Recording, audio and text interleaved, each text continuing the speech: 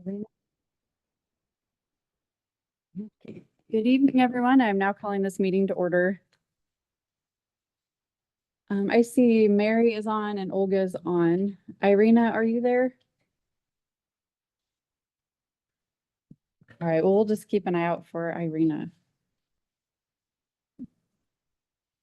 Is there a motion to approve the agenda as presented?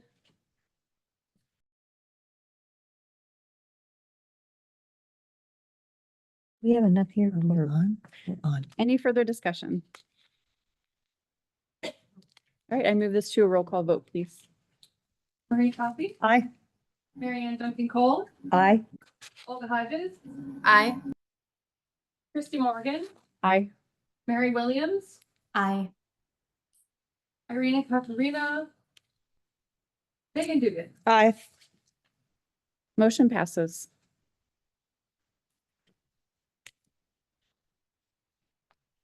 We'll go ahead and move right into public comments. As usual, you'll have 2 minutes to speak. We'll take an hour to hear public comments. Please no clapping or noise during or between speakers. No inappropriate language. Please be respectful of one another. Direct your comments to the board. You'll see the xylophone you get to stand on and just send your comments this direction. Please no playing recordings or videos. It feels weird with you guys over there. I feel like, anyway, make sure you say your name for us when you come up to give your comment and we can begin. Our first virtual public comment is Catherine Gardner.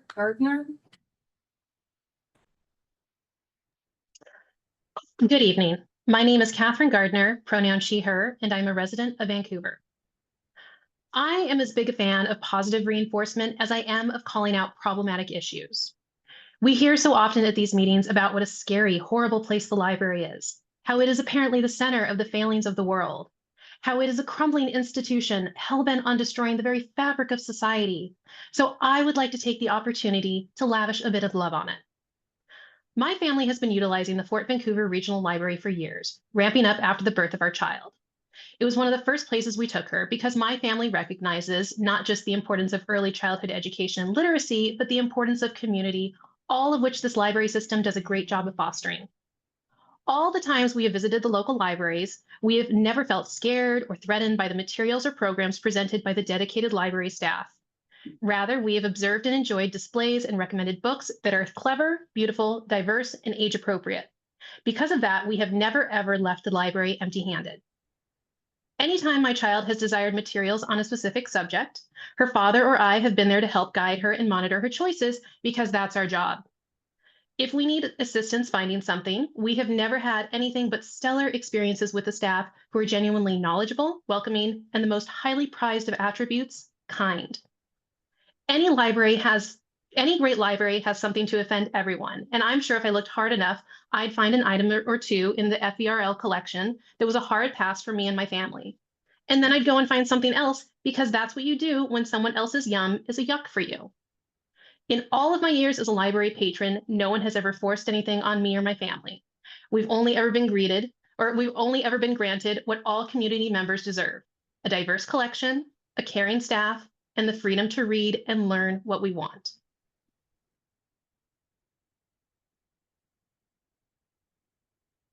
Next up is Phil Olmsted.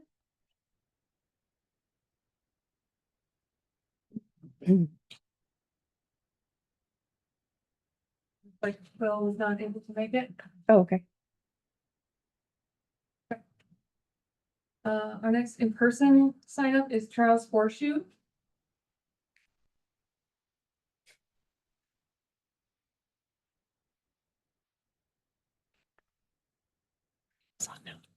Hello, board. Hello, Jennifer. I said a long time ago that I was going to be coming to these sessions because I wanted to be one of the people who stood up every single time and said good things, great things about the library. And I arrived today feeling kind of too sick to do that because I'm just getting over something, and but it was pointed out to me that even if all I had to say was that I just love this library and I love the job that all of the people here are doing, the board, the operations center staff, it's just phenomenal to me, the job that everybody does. Catherine, she was great with what she said, and I agreed with all of it. And I was told, yeah, you don't have to talk for 2 minutes, so I may not. But Jennifer pointed out, just say something that you liked about the library recently. And it's something I ran into that I really like is this passport thing. And I'm just going to mention that because one time, and you may remember I said this, Jennifer asked, who here has been to every single library? And I was one of just 2 people. And now I can get it done officially in a passport. I'm going to be doing that over the next couple of months. And I'm looking forward to that. And I hope a lot of people do. And I hope that a lot of people get around to seeing some of the libraries that aren't, at top of mind.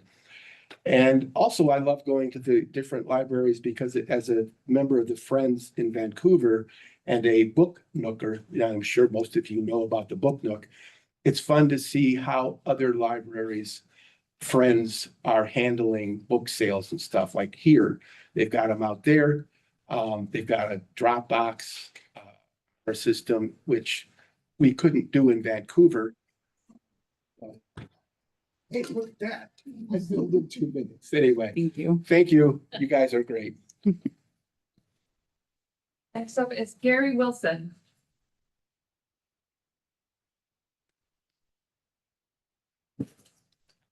Hi, Gary Wilson. Yeah, the first time in 6+ years that I'm flying solo tonight here. So a few people just between someone not feeling well and someone had to work late and someone in California, another one car trouble. A few others I didn't hear back from, but just want to say they missed a beautiful drive out here. I love the drive out. It's hard to keep on the road when and the gorge is just beautiful and the sunshine, so beautiful views. But just want to once again thank you for your service, and please continue to err on the side of caution when it comes to protecting your most vulnerable patrons and the children. God bless.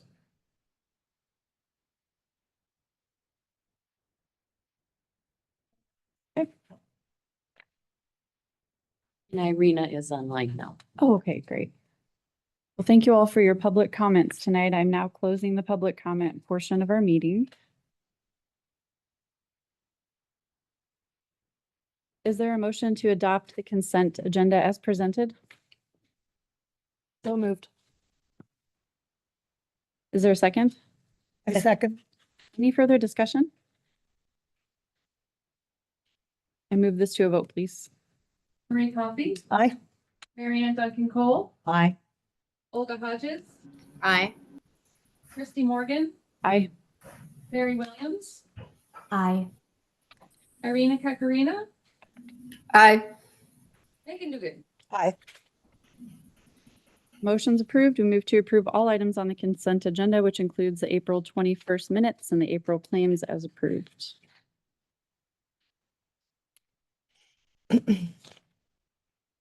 Next, we'll move on to the reports section of our meeting. We'll start with the March financial statements with Katrina.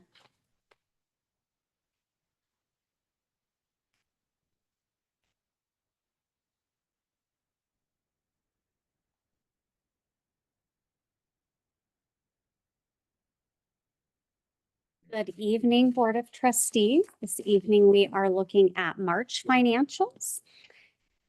Year-to-date through March 2025 financials. On page 16 of 60, we have our statement of cash.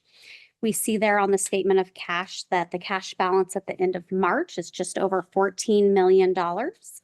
This is an overall drawdown from January 1 through March 31 of just over $4 million. No fear, this is to be expected the first quarter of the year. We will get revenues in April and October when we get the bulk of our property tax revenues, and we'll look more closely at that on the next page. I want to talk a little bit about our 60 to 90 day cash. So for our operating cash, we are currently meeting 60 days worth, but we are not meeting 90 days worth. Again, this is common and to be expected with where we are in the year and the timing of our revenues. Any questions before we move on to page 17 and talk about revenues? Okay, page 17. Overall, we're meeting expectations here. As we know, property tax is really our operating revenue source. That is where we get the bulk of our operating revenues, 95, 96, 97%, depending on the year and the overall budget. And we are on schedule, although it shows 8%. That is expected because, again, we're going to receive the bulk of those in April and October. So we'll get next month, we'll read very differently when we're talking about April's financials. We are slightly over expected year to date in other taxes. And we are 37% for charges for services. So all of our charges for services, our equipment use fees, our non-resident borrowing fees, and our lost or damaged material fees are all trending higher than what we budgeted. Year to date anyways. Under miscellaneous revenue, our interest revenues are trending higher than expected at this point as well, which is good news. Overall, we are 8% revenues for the year. And if we were to evenly get our property tax and other revenues throughout the year, we would expect to be at 25%. Again, we'll see a much different picture next month when we're looking at April. Any questions before we move to expenditures? Okay, page 18 of 60, statement of expenses. Our most significant operating expense, as we know, is our personnel budget. That is currently coming in at 21%, so 4% under budget. And that's to be expected as we continue to fill our vacancies. How many vacancies do we have? That is a great question. I do not know that answer off the top of my head. It's around 20. Wow. For our supplies budget, you will see there that overall we're trending at 33%. The driver for that is under technology. We purchased BiblioCommons early in the year, so that was a one-time cost early in the year. So that's going to push us above trend at this point, but it'll even out as that was a one-time cost. Under other services and charges, our professional services are at 18%, and that will pick up in quarter 2 and quarter 3 as our facilities master plan and our strategic plan really kick up and get moving forward. I will also bring your attention to intergovernmental services. That line has a budget of just over 500,000. I bring your attention to this because as we talk about the levy lid lift going forward, this is where we've budgeted for those election costs for all the different counties. Any questions on expenses? We're going to delve into that Yeah. down the road. Okay.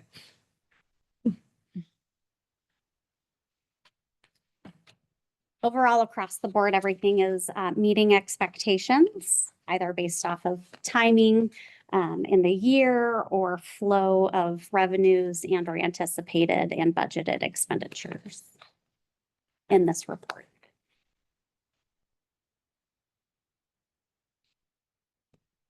Thank you. Thank you. Next, we have the FVRL organizational report with Alicia. Is it Alicia or Alicia? I feel like I say it wrong. Alyssa. Alicia. Okay. Thank you. Oh, you know what? Let's back up. Thanks. I forgot that one's before. Is there a motion to receive and file the March 2025 financial statements as presented? So moved. Second.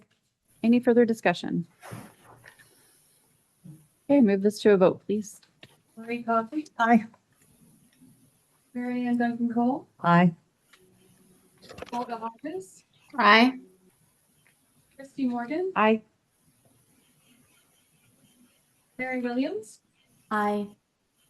Irina Kakarina, Aye. Megan Dugan. Aye. Motion passes. Thank you. All right, Alicia, go ahead. Okay, hello, it's nice to see you all. So just want to highlight some incredible programming and partnerships that are going on in the district. We'll start with Goldendale. The Goldendale Library was able to partner with the Goldendale Grange and host an OMSI Science Festival for the primary school. This was possible because of a donation from a teacher in memory of one of their teachers, Mrs. Neal. So they were able to connect with 428 attendees. So this was a really successful event and super exciting and fun for the kiddos. Is there any intention maybe of repeating it in the future? It was a one-time memorial gift. Okay.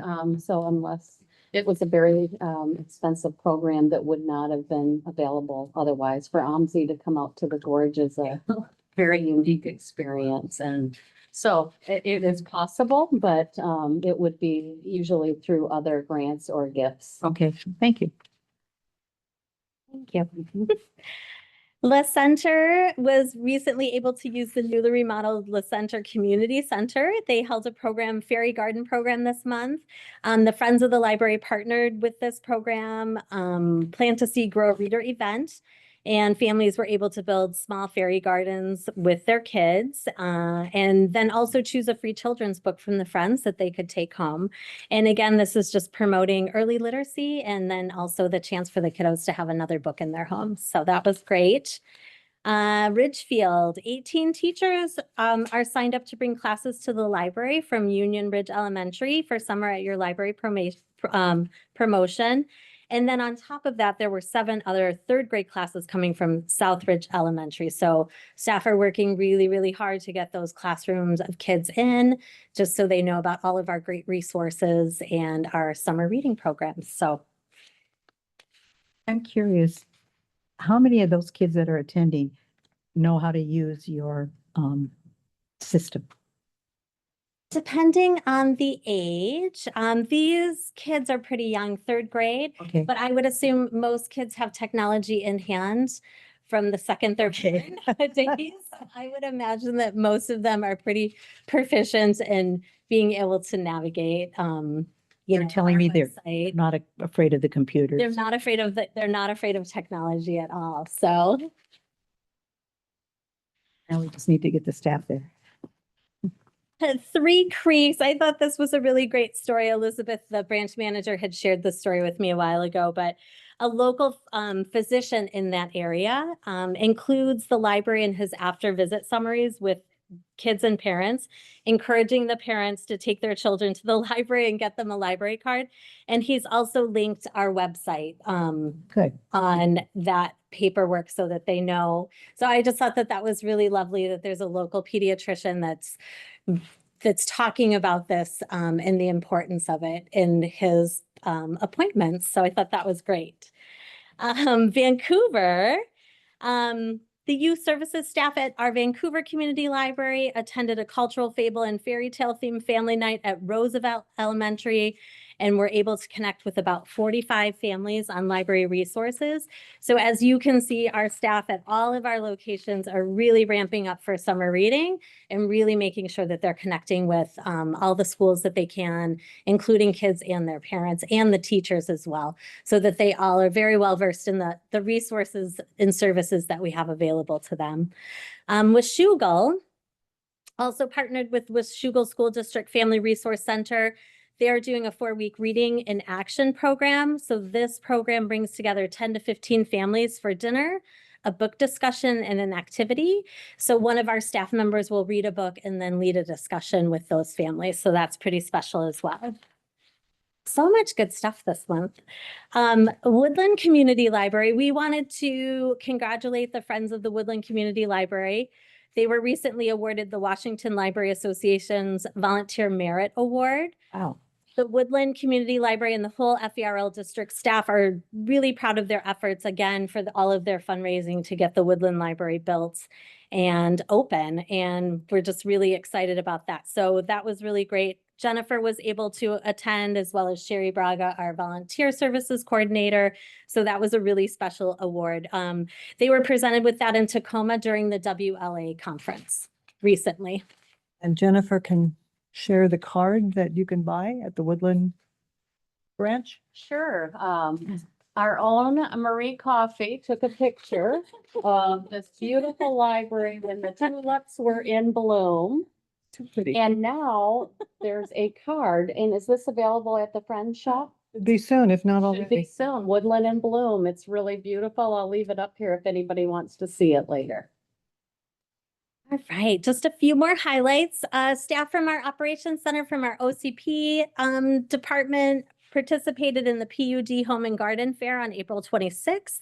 Staff were able to engage with more than 500 people at that event. So again, really just getting out there to connect with community members, remind them that we're here, let them know what kind of resources and services we offer. This also celebrating our 75th anniversary, and I'll talk a little bit about the passports.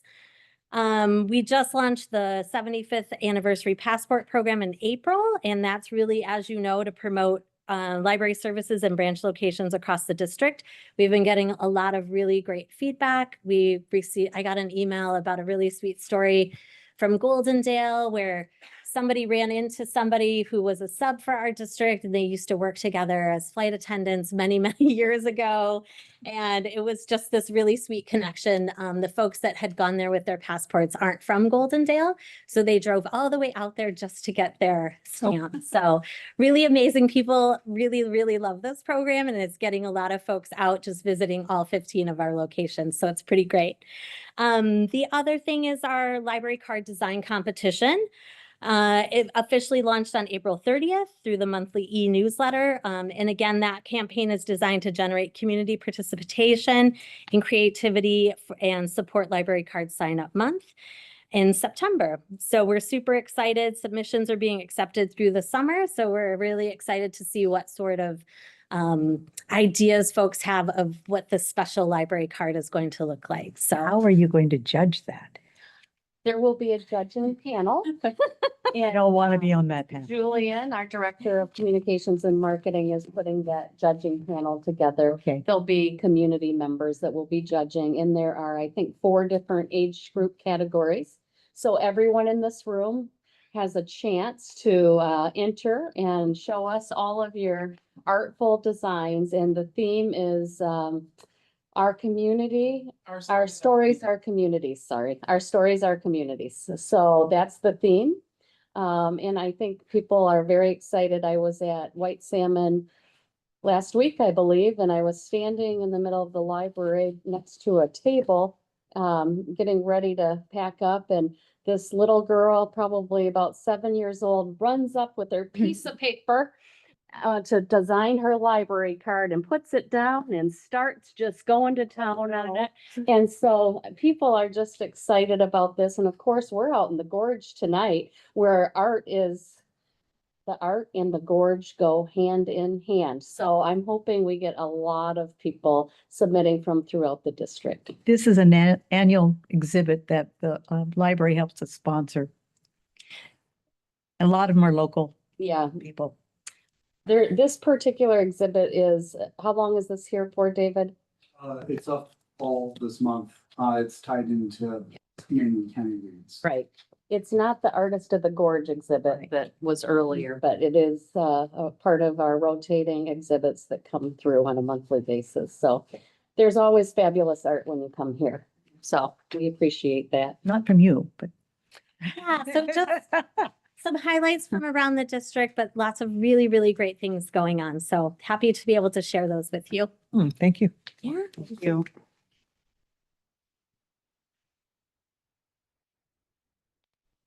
We have the levy information update with Jennifer.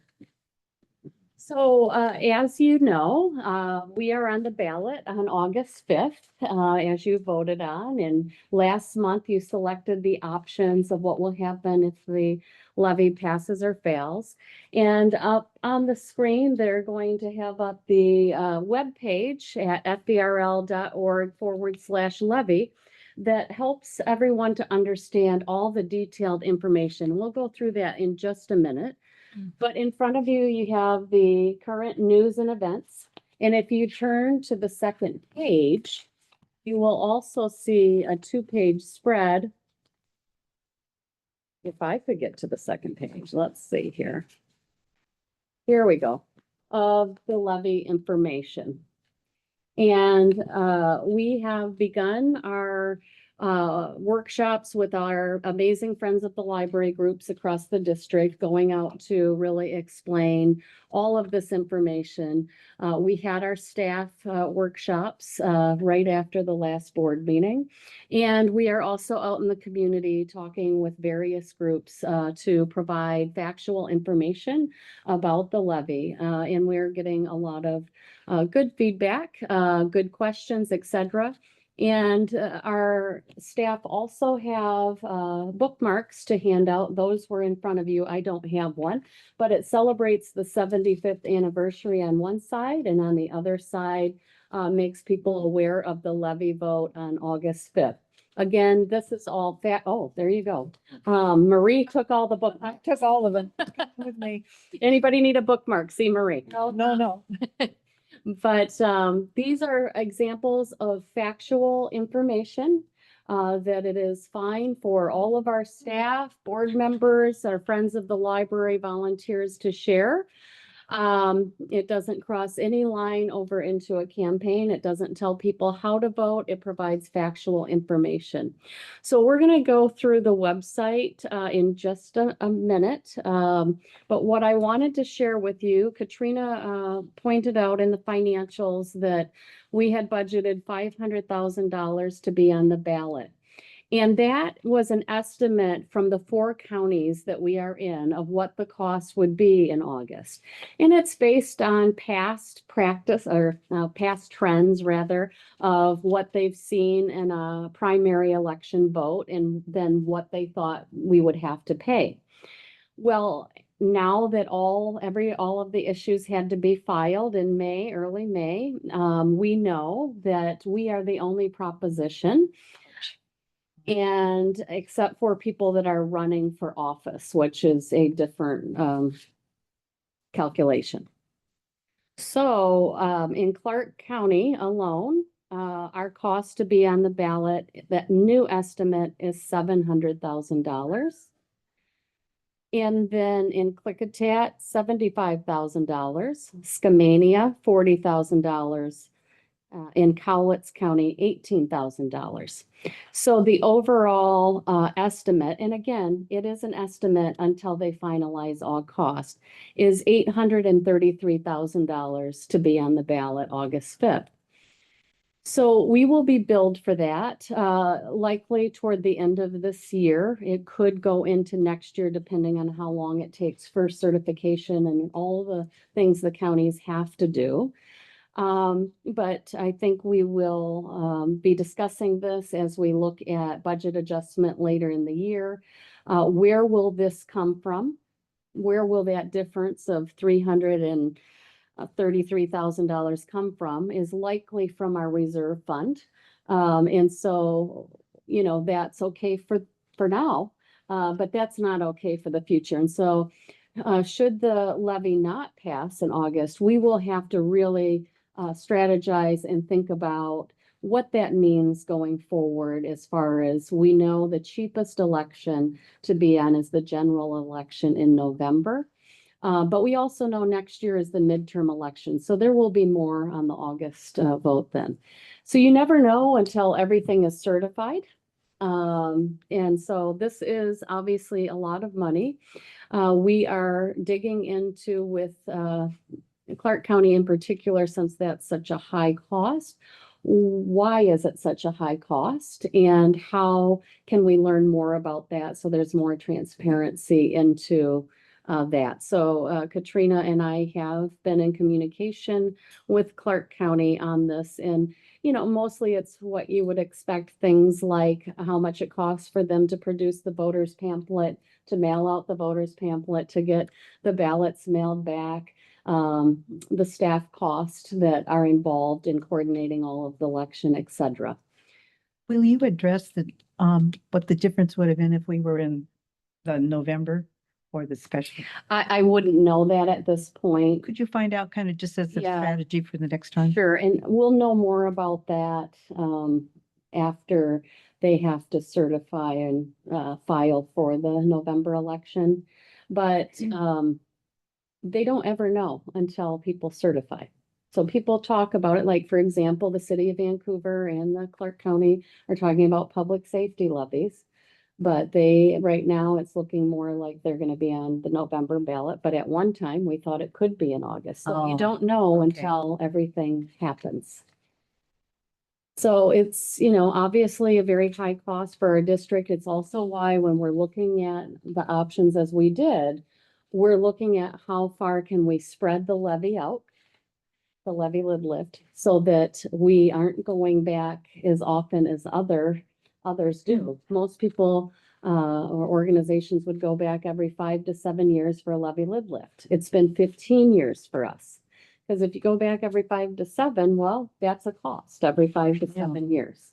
So there's a lot of considerations that go into this. So I wanted to make sure you were aware of that point. We have received our draft of the ballot that will be in the, that will be on the ballot. And it was correct to the resolution you adopted at the January board meeting. And we do know there is a vote yes and a vote no committee. And they had filing deadlines May 16th to get their statements in. I believe that happened. So now it's the rebuttal time for each of them to file rebuttal statements. So all of that's going on in the background.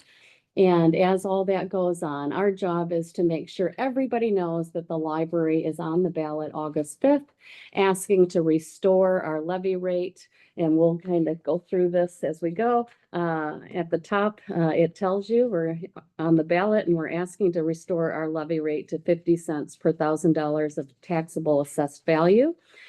Property taxes represent 96% of the district's revenue. There is the actual ballot language there that people can read. And we're going to go back up and over to the side. I'm going to cover that next. So this provides you over to the right, key date and voting info so that everyone can register to vote and where you do that. It highlights on the next round where the library funding comes from. And I'm not going to click on all these links, but I encourage you to do that in your time. Your estimated monthly cost. So what we're asking with the 50 cents per $1,000 of taxable assessed value is for the average homeowner, which in our district in 2024 was $400,000. The cost to them would be a total of $200 a year or $16.67 a month. You can also find out more about what you actually pay in your property taxes by going to your county websites and looking up your property search and seeing what you pay. Because most of us may have our tax bills directly going to escrow and you're not seeing them. So go take a look and see what percentage the library is of your total tax bill as well. In Clark County, the estimate is around 3% of the total tax bill goes to the library. In Klickitat and Skamania, it's a little higher, but still under 5%. So 5% of overall taxes going to this service, which is here to serve everyone, cradle to grave, all walks of life. And as we know, last year, 1.37 million people walked into our buildings. That's enough to sell out the Trailblazers 66 times. 1.89 million visited our virtual branch, our website, and used it. 99,000 people attended library programs. That's a lot of people. Over 5,000 programs were offered. Those are good. 560 some thousand Wi-Fi sessions. You're getting the idea. People use their libraries. The library is here for everyone. And so do you want to know what the library returns to you in this investment? You can go, and we did this last week with Megan. And we said, so Megan, if you click on this, and we will go to this because it's kind of fun. Click on discover what 1667 unlocks. You can put in how many books you read or listen to in a year. Anybody want to give me a number out there? 250. 250, that's pretty high. But Number. 250. If she doesn't do anything else, she has a value of $4,250. And she's paying in taxes, we don't know, but a lot less than that. And so- 100. About 200-ish. So the point is that the value is there and hasn't even talked about all the other things that go on in the library. So I encourage you all to do this, to take a look at even what we're saying you can do with $16.67. You can go to a drop-in class. You can attend a tutoring session. You can have online learning. You can print pages. You can do so many things. And with your library card, you get all of that and so much more. So it's really trying to both help people understand the value of the library and also learn more about the library funding on this page. For every dollar invested in a public library, there's a $5 to $6 return to the local community. So it is a really good return on investment. If we go What you back- just said is very persuasive. I hope we can get that out in some sort of form. I hope we can too. Thank you. We all need to be able to tell this story, and that's why going to this site at fvrl.org/levy will give you all this and more. If you can go back to this part of what happens if it passes or fails. Whoa. You have electrical power. If it fails, it's gone. Little blackout? Yeah.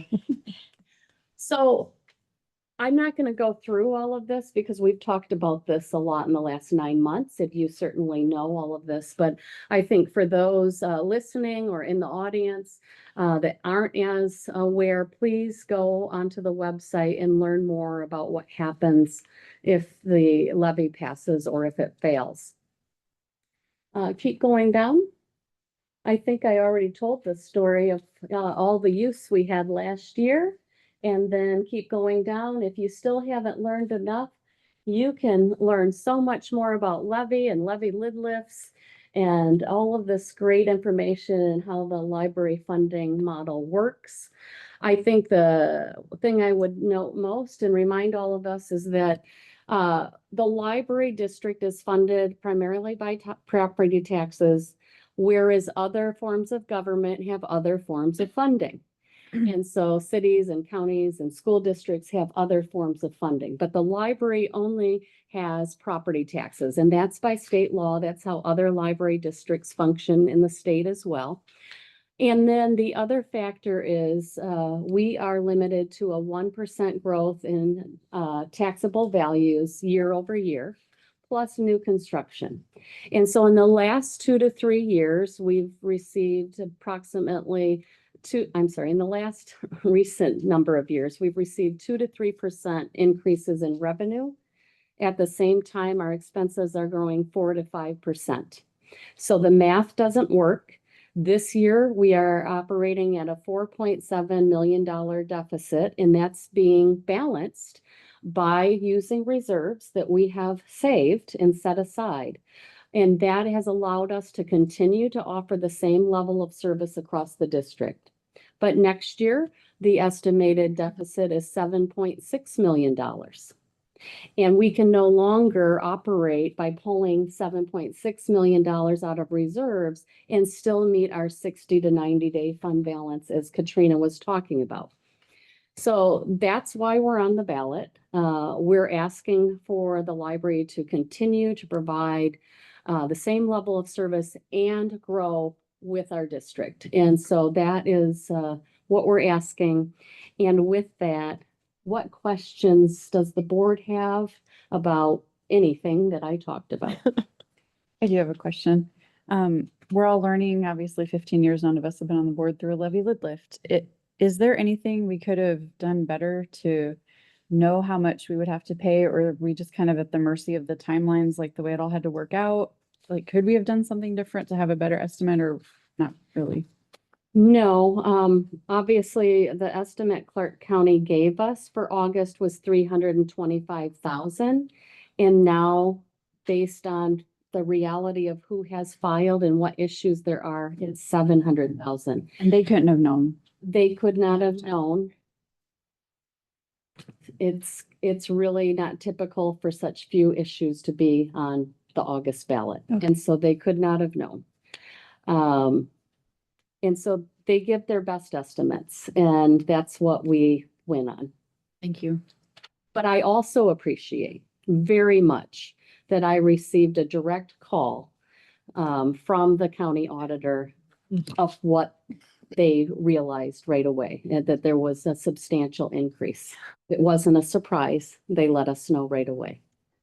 Is it the same over all three counties? No, it's different in all three counties because the costs are different, the population base is different, et Okay. cetera. So, yeah, that's why in Skamania, for example, where we are, it's $40,000 to be on the ballot. While I like that number better, I'll No, try to it's just- continue doing yeah. that. it's just really goes to the cost of running county elections. Yeah. So on the ballot for Vancouver, we are the only petition, Clark County Clark County, we are the only petition. I'm thinking, proposition. what's going to motivate people outside of Vancouver to be concerned about this, voting for this, if it's only one issue that impacts them? Well, Skamania County and Klickitat County also, Right. we are the one issue.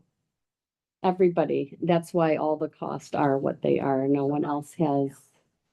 Hoping there's not a danger of people not being interested because there's just this one issue. Well, register to vote, key voting info. We all have a civic duty to vote. But what we know is on average, about 30% of our population turns out to vote. So one of the things that you can do, board members, and anyone in the audience can do is help people to know that it's important to register to vote. Again, it's not telling people how to vote. It's just saying it's all of our civic duty to really be engaged in vote. To vote, just don't even use Just the vote. word, yeah, register, because a lot of them, people are probably registered. Well, that's a question, Okay. right? I don't know if we know that. Anything else?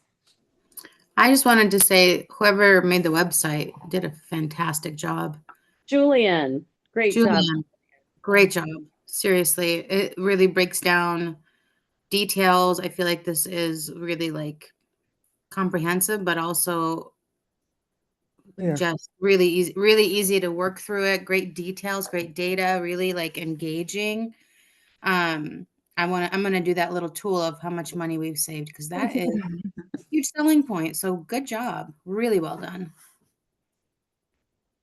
Yes, and of course, the whole admin team has been part of the words and the stories and all of that. But Julian is the mastermind behind the design and how it's set up. So we're so appreciative, and only 6 months here having that kind of impact. Yeah. Thank you. Very cool. Any other questions? Discussion? I think a bottle of wine on election night might be useful. All right, next up is the Stevenson Branch Report with David Wyatt.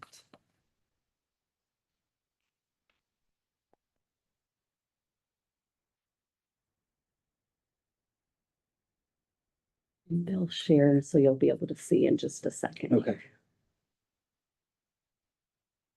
Hello, board. Welcome to Stevenson. Thank you. All right. I manage Stevenson, North Bonneville, and the Skamania Bookmobile. Provide service to Skamania County at large, and just a little bit of Klickitat as well. We have a staff, 9 dedicated staff. It's 7.4 FTE, and 4 of them drive the bookmobile. One of those staff is a new addition, so we now have 1 driver for every day that we're on the road. That's really helped build capacity to support programs, so you're not on the road the whole time, and you can really work to serve our patrons in all the different places that we are out here. Then we also have 7 substitutes to help cover when we're sick, on vacation, and all those unexpected circumstances. And between those 3 service points out here, there's approximately 69 public service hours. I say approximately because it gets a little squishy with the bookmobile, how many hours the doors are actually open to a person when you're at a stop. And then we provide service all the way from Washougal, because that does carry over a bit into Skamania and all the way up into Glenwood. So if you were to drive that in one go, it'd be about 90 minutes on the road.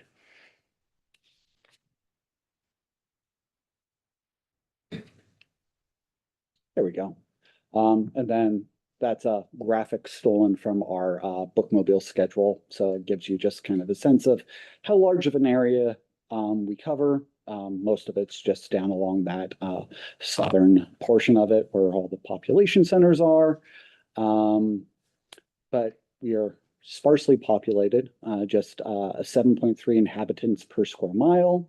It's the lowest population density that FVRL serves.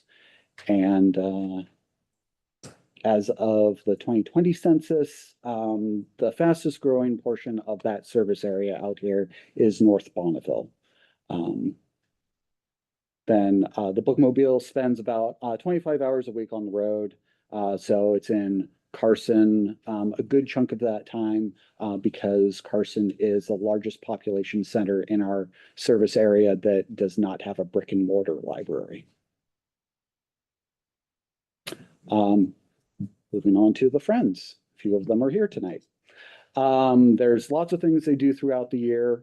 One of the things that Marianne was talking about is Artists of the Gorge that happens every October. We solicit submissions from Gorge artists, curate it and put it on display, have a huge reception that the Friends put on and a silent auction and all that sort of fun stuff. And then they also fundraise through things like their friendship products, rice and soups and things like that, and participate in different community events, National Night Out, Christmas in the Gorge. And then what's happening right now, and this exhibit is part of, is their Skamania County Reads. So the Friends select a title each year, and we center some programming around it. And then try to bring in some artwork to tie into it. So this year they selected Itch, which is about a speed hiker on the Pacific Northwest Trail, not the Pacific Crest Trail. And he will be visiting later this month. But we've had, let's see here. We've had several programs tied into that already. That image on the lower right, we had a learn and hike. So families went out on the Pacific Crest Trail and counted rings on trees and just spent some time in nature, and wasn't, a huge number of people that showed up, but it was just the right size for when you're off in the woods. And then another thing that we have coming up is a presentation from the Friends of the Gorge about one of their initiatives, tying in existing trails with new trails to make it's Towns to Trails initiative to make like a interconnected trail system in the gorge. And then the author will be showing up at the end of the month. There's some cool old photos of both this library and the library in its original dedicated building over on Russell Street. And I've got some stats up there, but the main thing that I wanted to highlight is that we've been seeing improvement in the number of residents in Stevenson that actually have a library account. So we are currently up to just shy of 65% of residents in Stevenson with a library card. Is That's that amazing. including babies and stuff like that, the number? I mean, I haven't gotten my kid a library card. Dragging our numbers down. Wow, David. I know. Similarly, if you look at, our bookmobile, it also, the area it serves is basically the unincorporated area, out here. And that is also up 6%. That's up to, almost 32%, which I think is about the average for the district. And, there's some of the old rigs up top there, and then there's a video of me just walking around the rig with it stopped at one of the schools that we visit weekly. Give that a little bit longer to play out so you can see inside of it. And the Holds a lot more than I thought. it's about 2,000 items in the collection. It's Yeah.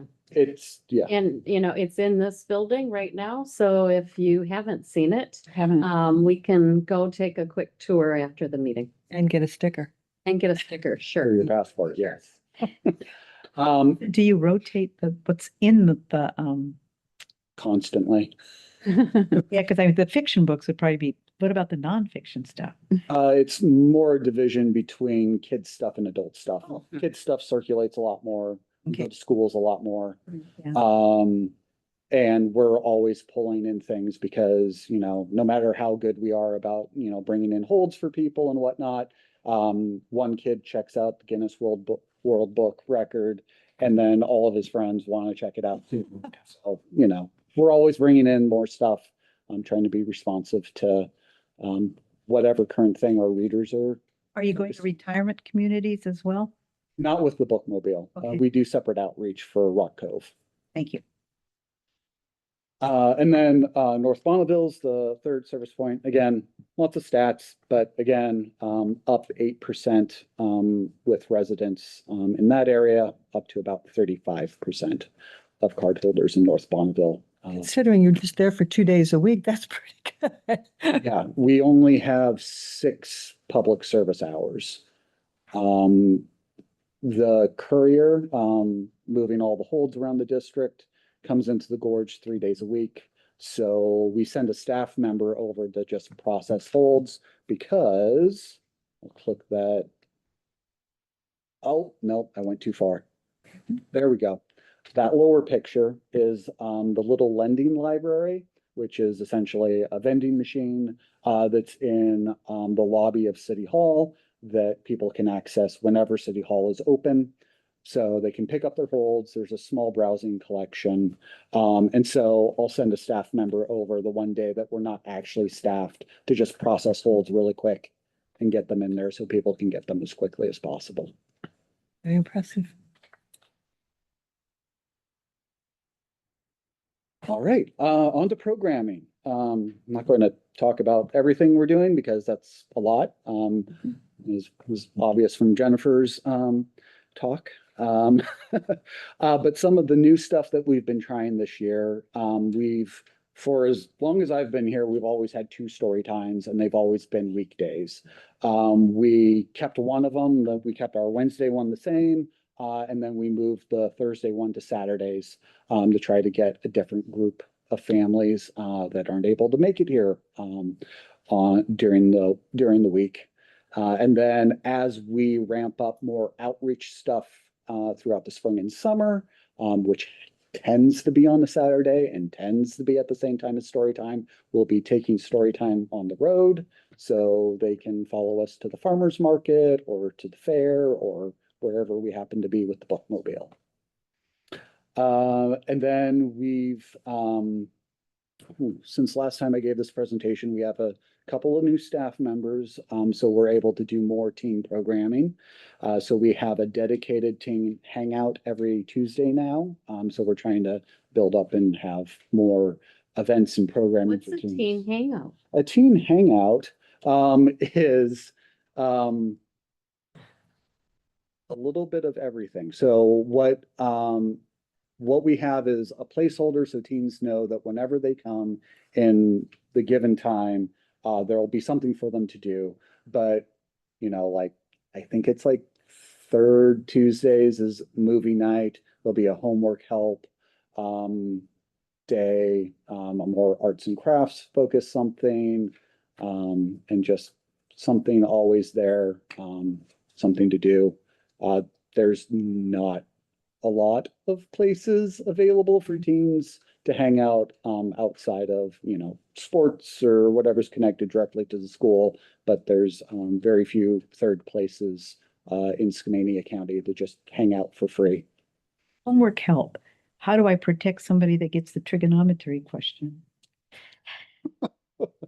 I don't Thank know. you. Another thing that we have going on new this year is English as a second language. We have that every Friday, and that's presented by Goodwill. So they're taking care of the teaching and everything, and we provide the space. We've had a few people show up, not a ton, but it's a good service to have out here. And then what's pictured here is a one-off. We'll have it 3 times this year, is a tech petting zoo. So just a bunch of different tech focused learning toys and that sort of thing that families can come and play with.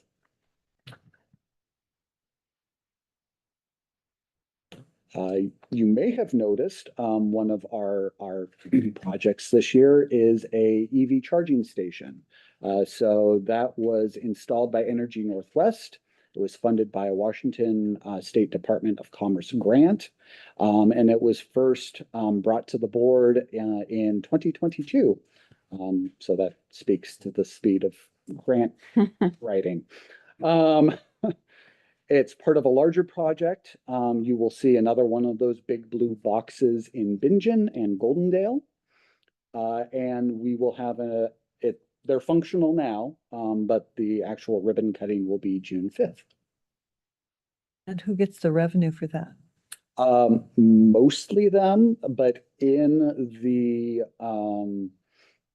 what was brought to the board in 2022, the library does get essentially the lease for the parking spot is compensated to us by a percentage of each charge. Okay. I believe it's 15% of each charge comes to the library. We'll let you know how that goes in a few months. Is there negotiation room? No, it's a signed contract at this point. Okay. Yeah, that was done a couple years ago. And then we had kind of a classic library story, long overdue book. It was 36 years late. It got picked up by the Columbian and was on KGW and was all over the place. So that's always kind of fun. The thing that I always like to point out with this sort of thing is that usually with a different library system, when this happens, they calculate how much the late fees are. And for us, it's 0. So We don't reveal the name of the person. no, Did late fees though when that book was checked out? no, Oh, not 36 years ago? no. 1970. Okay. It's a little bit more than 36. Good. And how would the Columbian even know? They interviewed. Somebody told them. Somebody told them. Yeah. The public interest story. Love. Oh, yeah. I'm glad he didn't go into the coffin. Well, it actually first showed up. It circulated on the library social media, and I think they probably picked it up from there. Did she say the coffin? Yes. Will that book be available for checking out?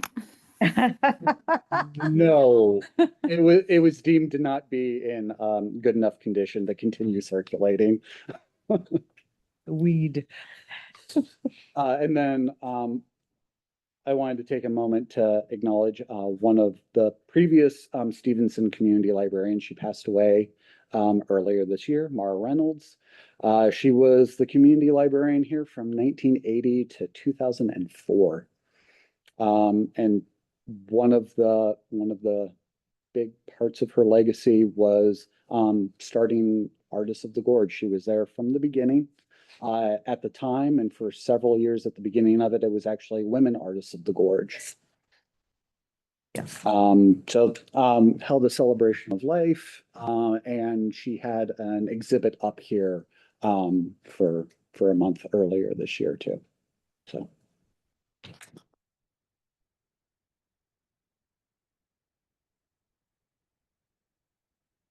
And that's it for me. Thank you so much. Any questions? Thank you. Thanks, David. Thanks. We're on to the business portion of our meeting, starting with facility. Oh, sorry, Justin, yet. come on up. Summer reading at your library with Justin Keeler. I'm gonna try to keep it to 10 minutes or less, but I have a lot of words to say. Thank you, trustees. Thank you, community members and library lovers out there. Thanks for the opportunity to come here and present to you this evening about some of the ways that FVRL is engaging with our communities broadly at a variety of levels this spring and summer. So before I start getting into the details, I do want to give a moment to give thanks to our foundation, wherever they may be. Their annual support of our summer reading program and our outreach efforts increase our ability to connect with our communities and encourage a love of reading and the library.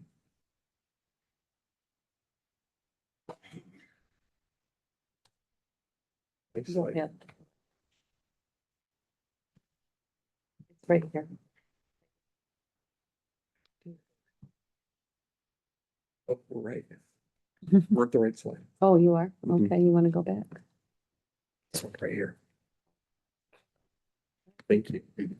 So tonight we're going to be highlighting a few of the ways that we connect with our communities throughout the summer. The overarching theme is engagement, but it stood out to me as I was preparing this presentation that it's also about teamwork. It's about cross-division collaboration to make all the things I'm going to share with you possible. So I'm going to provide you with a brief overview of summer reading 2025, including some of the changes we've made from past years. I will explain how our 75th anniversary has and will show up at our branches and out in the community throughout the summer. And we're also going to take a few minutes at the end to talk about the FVRL Connect Card program, which is one of our ongoing efforts to support student success. Connect what? Connect Card. Card. Thank you. So summer reading is supported by multiple divisions every year. It is one of the biggest annual lifts that the library system does. This year, we're carrying forward our popular cryptid mascots that were developed by staff on Julian's team a few years ago. So my team, the Outreach Community Partnerships Division, we put together the foundation budget request every year.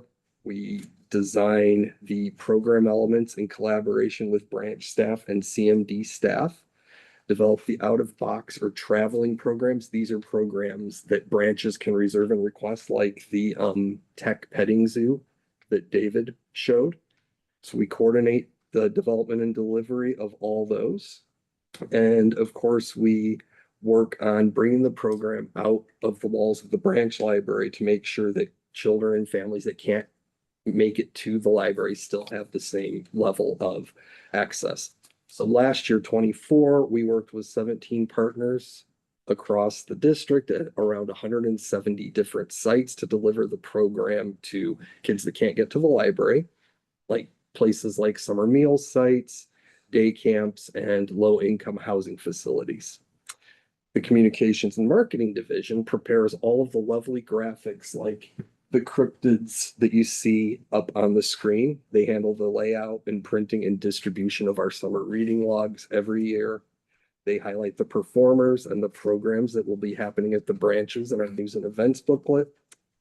And they ensure that our sponsors are recognized as much as possible through the posters at the branches and the labels that go on the incentive books.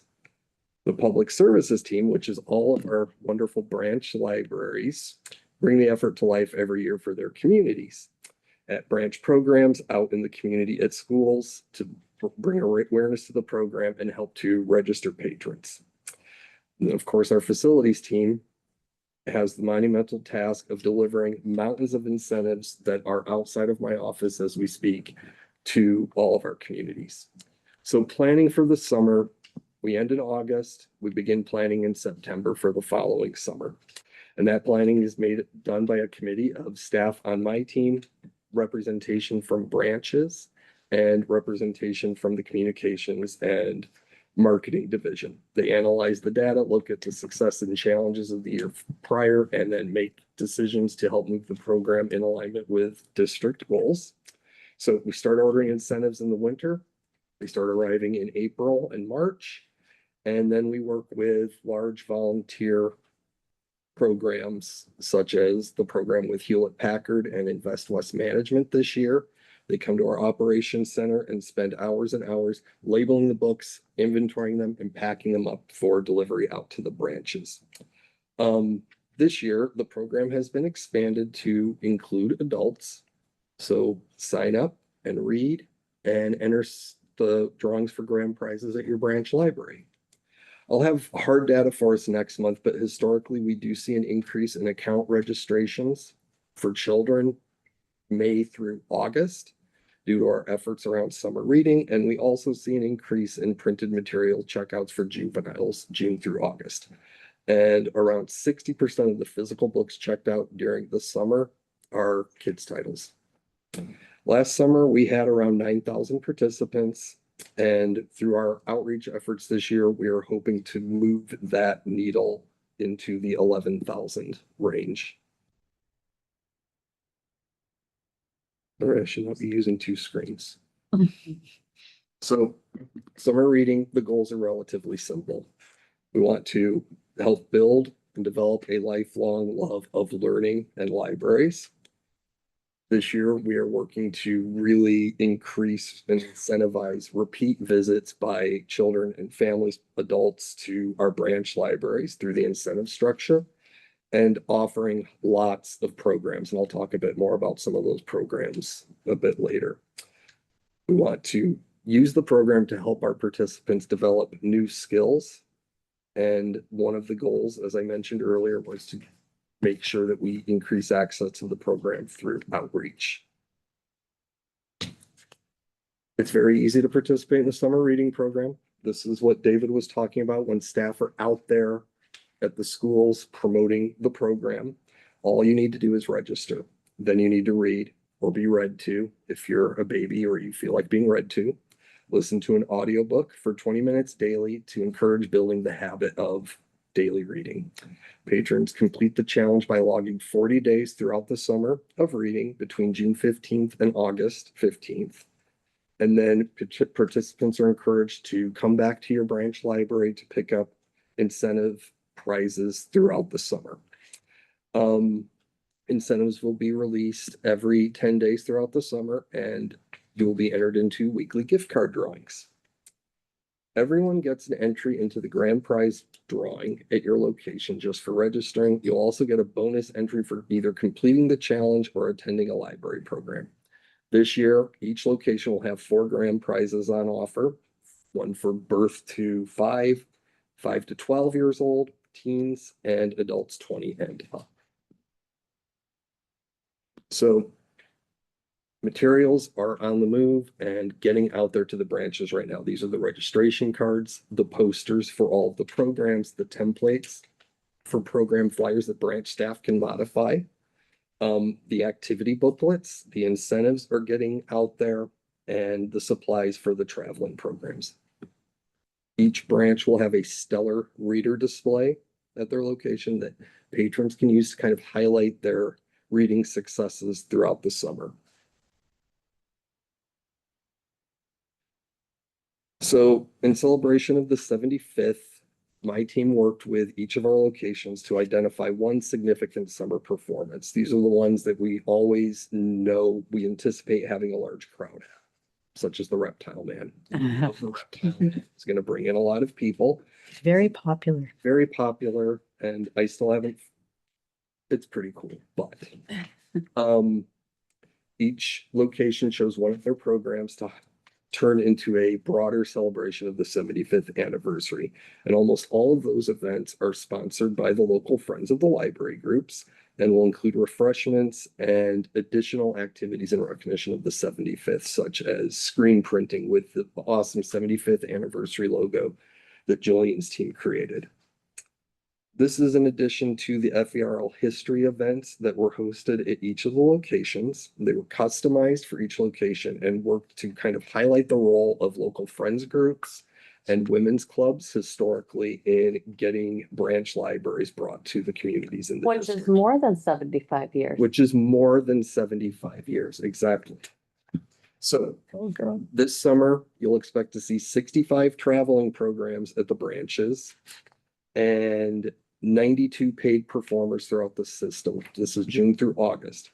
That's in addition to the 150 regular ongoing programs like story times and book discussion groups that will be happening. And it is in addition to the more than 80 unique kind of one-off events planned by branch staff and approved at the district level. So June through August, there will be nearly 400 programs system-wide, both in the branches and in the communities. Would you say there's something for everyone at the library? There better be, Oh. Jennifer, there better be. With that many programs and all of the work that goes into those programs, if you don't see something for you, please talk to me.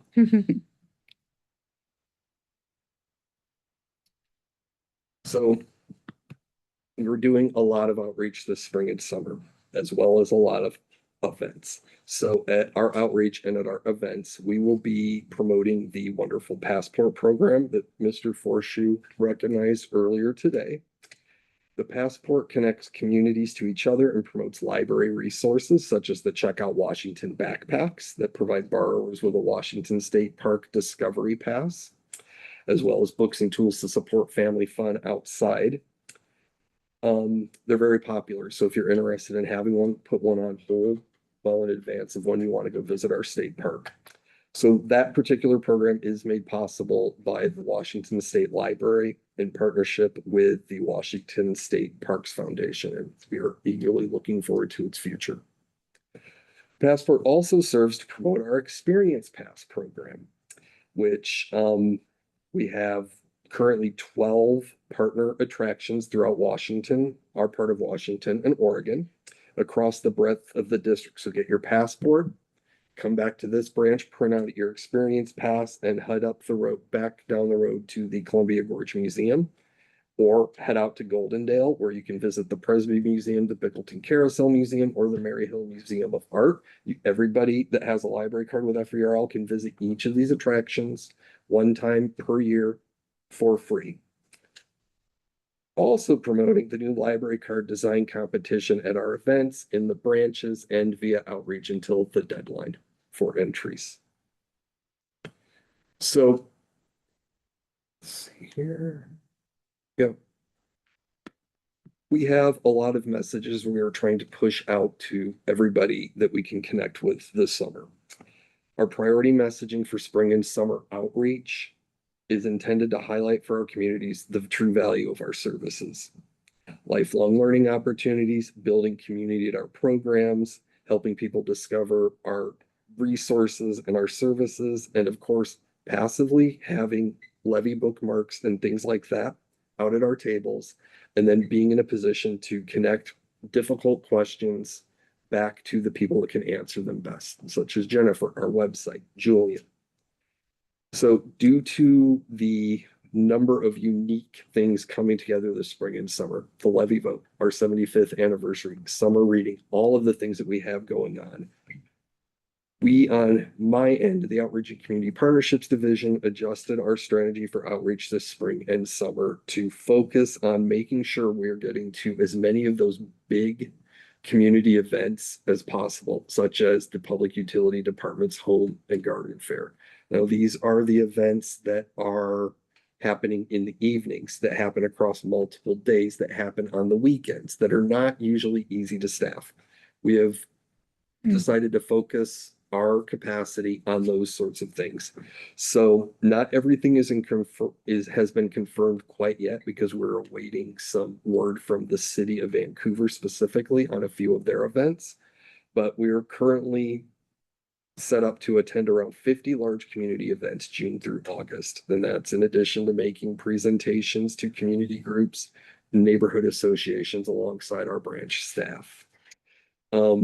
And this is, of course, on top of the many, many presentations and meetings that Jennifer is presenting to. So it was mentioned, I think we had around 500 engagements at the Public Utility Department Home and Garden Fair. The idea and the sincere hope on my team is that we'll be able to replicate that 49 more times this spring and summer. And this is not even talking about all the outreach that our branch teams are doing. Branch staff have lists of priority local events and partners to check in on this spring and summer. Usually when we're promoting our summer reading program, it happens through classroom presentations, such as the case in Ridgefield, where they are presenting to oodles of classes. This year, in addition to branches doing that as they are able to, we've asked branch staff and branch leadership to prioritize connecting with the parents at the end of the school year events, so that when levy information is handed out, when the summer reading logs are handed out, you're not finding them covered in Go-Gurt at the bottom of a backpack sometime in like July. They're getting right into the hands of family decision makers. Before voting. Yes. Thank you. Exactly. My staff is out there right now going to every branch and training staff on the mechanics of the summer reading program, reinforcing outreach priorities, and working with staff to understand how important it is to be present and available out in your community, to be proactive in seeking out opportunities to talk about the library. It's not the summer for being at a table and waiting for people to approach you at the park. It's the summer to stand up from the table and work the crowd, as we all like to do.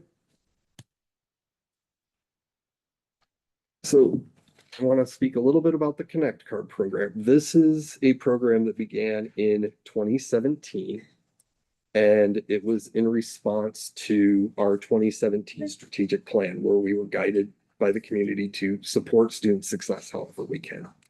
So it's our universal access program for students at our public schools, and it provides streamlined access to all of our electronic resources, including ebooks, through a modified version of the student's student ID number. Currently, we have around 65,000 students with access through the program. And to give you a sense of the amount we support through this effort, VPS alone has 36 individual schools. Evergreen School District has 39. And in the case of the Woodland School District, we provide access to every student in the district, not just those that live within city limits. So currently we're partnered with and receiving student data from 6 of the 24 school districts that live within the FVRL boundaries. So there is a lot of opportunity out there for growth, but I will explain some of the challenges that we see in adoption. Now, I have to say I made a mistake on this slide, and I included Goldendale. Goldendale was one of our original school districts. We have not received student data from Goldendale this year. So in essence, instead of using a regular FVRL library card, every student in these school districts has access to our e-resources through a modified version of their student ID number combined with the zip code of their home school district office.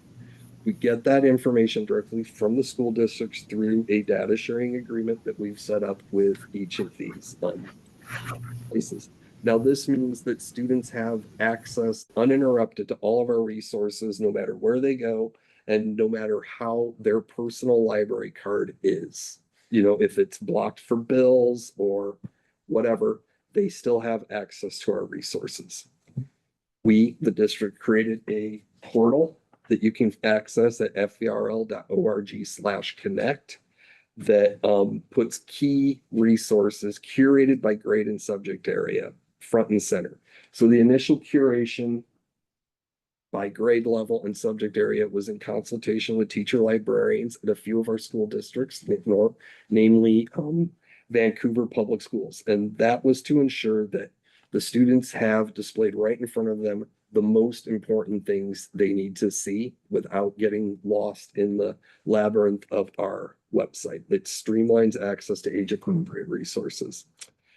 In the case of Evergreen School District, that district built a widget based on our portal, and it's placed on every student's desktop, on their Chromebooks, their computers, that gives them access directly to just the resources that that school district approved for that grade or that range of grades. So setting up the program, it has a number of important steps. The first one is onboarding and maintenance with the schools. That requires a data sharing agreement that I and my counterpart at a school district would sign in consultation with our IT departments. Can I ask you a question about? Yes, Do the parents sign off on this for their kids? they do. Okay. So as a part of the program, so the schools provide us the data electronically at regular intervals, usually at the beginning of the school year and for the larger school districts periodically. So the parents say you can have the data? Yes. Great, okay. So every school district, as a requirement of the program, has to design and implement an opt-out process. So that information about the program goes straight to the parents. And then individual parents determine whether or not they want their children to have access to the resources in school. It's an opt-out. It's So they're opted in unless they opt out. unless they opt out, but Correct. with the bigger, There's a question online, did you say? Irene had her hand up for a bit. Thanks, Irina. Go ahead, Irina. I just had a question. Do you plan to reach private schools? so that is a sincere hope, but doing it in the exact same way will not be possible because we use the state issued student ID numbers that the school districts use to manage access to, say, Skyward or lunch money accounts. So we will have to come up with a different strategy for the private schools and homeschooling groups.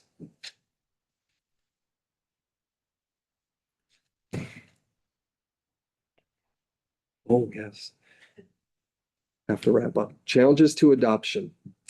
Some of our schools, Goldendale, Lyle, for example, they do not have dedicated IT staff to handle the data sharing agreements. And then, of course, it requires generally school board and school administration approval. So in some cases of school districts, the PTO has decided that they don't want the school district to pursue joining the program. But the opportunities to expand are there. And depending on what we learn via the current strategic planning process, it may make sense to further develop the program to support more of our students around the district. And this is by district. Yes, it is by district. Thank you. Any questions? I said a lot of words at you. It's A lot of information. a lot, A lot of great, but I hope Great you can progress. see the different kind of levels of engagement that the district is engaging in the spring and summer. I would like to add a thank you to your team. The bookmarks are going to come with me and travel overseas to classrooms in Slovakia. But some of those volunteers, the teachers of that classroom are they're Vancouver teachers in the public school.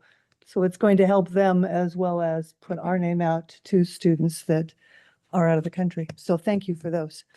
Cool. Well, it was Julian's crew put those together.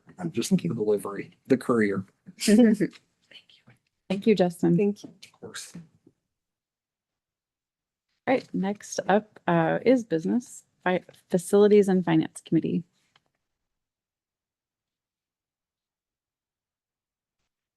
I promise to balance Justin out and not to talk so long. Not to talk so long. Wow. So my brief presentation here is about Resolution 2025-07. A few points that I will make on this is, as we all know, Woodland, the new Woodland Community Library opened in October 2024 to patrons. We've continued to work through closeout efforts with Bremick, the main contractor, and other vendors since, and we are coming very close to issuing the last checks to pay on those things. And we're ready to release retainage to Bremick. Retainage is an amount that's held as progress payments are made throughout the contract to make sure that there's compliance with the contract. And this is held based on legal requirements. And in order to release retainage, we have to file a notice of completion. And to be able to file that notice of completion, we need you all to deem the project complete through this resolution. Is there anything else hanging out on this project? There are some small things hanging out there. Yes, we're wrapping up on lead certification. We're getting the lounge couch replaced and a few other minor things along those lines. There's some work that's happening on the door because of how it locks, but nothing that would keep it from being deemed substantially complete as the building is open and being utilized. And we're close to substantially or have substantially complete. Or Okay. past substantial, yeah. That's kind of what I figured. Thank you.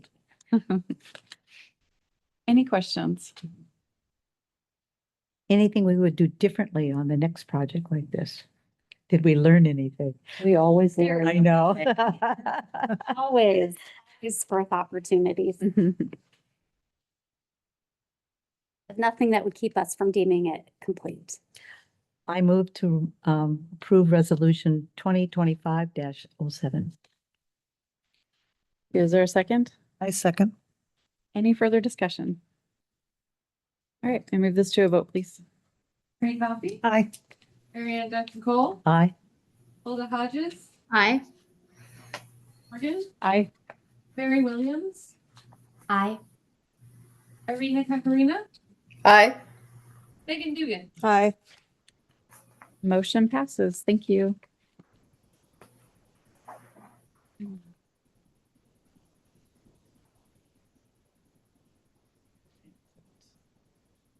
Minutes. 15. The Fort Vancouver Regional Library District Board of Trustees will now meet in executive session to discuss litigation as allowed by RCW 4230-110. The Board of Trustees will be in executive session for 15 minutes or until 7:40 p.m. The Board of Trustees is not expected to take further action following this executive session. So we'll actually leave the room. You all are welcome to stay and hang out, and we'll return after we're finished. We just leave everything here. Yes. Yeah. Mhm.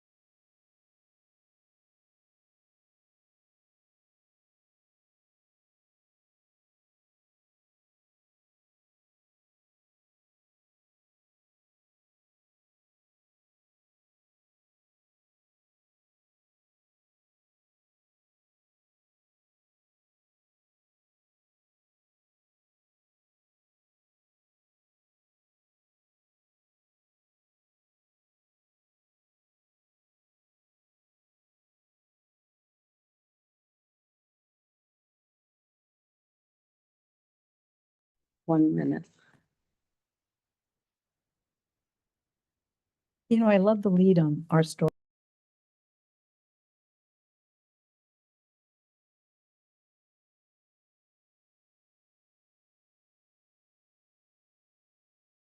Meeting back to order. For those of you that are left, we have board comments. Are there any board comments tonight? Thank you for giving us the information. It's not uncomplicated, but at least we'll have time to digest now. Thank you, Stevenson and David, for hosting us. Yes, thank you. I really like the website too. It's really easy to use and very clearly set up. Really nice. All right, the next regular board meeting is Monday, June 16th, 2025 at 6 p.m. at Ridgefield Community Library and also hybrid on Zoom. Is there a motion to adjourn this meeting? So moved. Seconded. Any objections? Hearing none, this meeting is adjourned. Thank you so much. Should have done any of that.